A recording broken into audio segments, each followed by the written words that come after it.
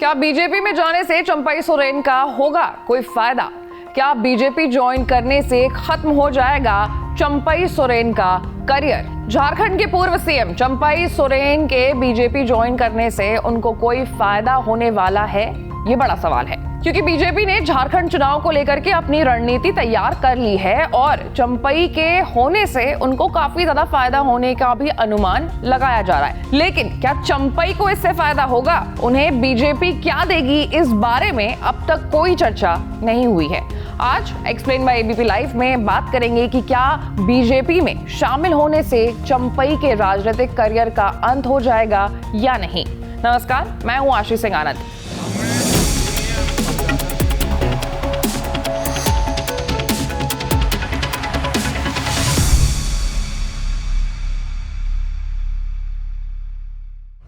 पहला सवाल कि बीजेपी में चंपई सोरेन की जगह क्या होगी, वो भी तब जब भाजपा पहले से बाबूलाल मरांडी, अर्जुन मुंडा, समीर ओरांव जैसे नेता वहां पर मजबूत हैं। क्या बीजेपी इन सभी को अनदेखा कर चंपई सोरेन को किसी बड़े पद पर पदस्थापित करने की हिम्मत जुटाएगी, या फिर चंपई सोरेन का हाल ना घर का ना घाट का हो जाएगा? क्योंकि अगर देखा जाए तो चंपई के बीजेपी में शामिल होने की खबर से कुछ पुराने नेता हैं जो खुश नहीं है। मिसाल के तौर पर आप बाबूलाल मरांडी को ही ले लीजिए। खबरें आ रही थी कि बाबूलाल मरांडी भी चंपई के बीजेपी में शामिल होने से खुश नहीं है। वो चाहते थे कि चंपई पहले अपनी पार्टी बनाए और फिर एनडीए का हिस्सा बने।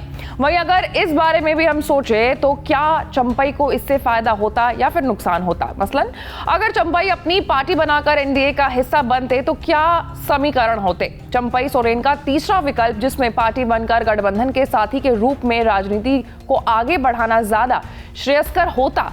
तब कोल्हान टाइगर के नाम से चर्चित चंपई सोरेन आने वाले विधानसभा चुनाव में किंग मेकर की भूमिका में हो सकते थे। अब तक की राजनीति में था कि चंपई सोरेन की इतनी भर तो है कि गठबंधन की राजनीति कर कोल्हान की 14 में से 8-10 सीटों पर जीत दर्ज करा सकते थे। 81 विधानसभा क्षेत्रों वाली झारखंड के लिए ये संख्या किंग बनने या फिर किंग मेकर की तो जरूर हो सकती थी। झारखंड की उथल पुथल की राजनीति में कुछ भी संभव है, क्योंकि जब मधु कोड़ा सीएम बन सकते हैं तो फिर चंपई सोरेन क्यों नहीं बन सकते हैं? हालांकि एक विकल्प ये भी है कि चंपई बीजेपी में शामिल होंगे और फिर उनका जो राजनीतिक करियर है वो खत्म हो जाएगा, वो रिटायर हो जाएंगे और खुद राज्यपाल बन जाएंगे और अपने बेटे बाबूलाल सोरेन के लिए राजनीतिक गोटी सेट कर जाएंगे।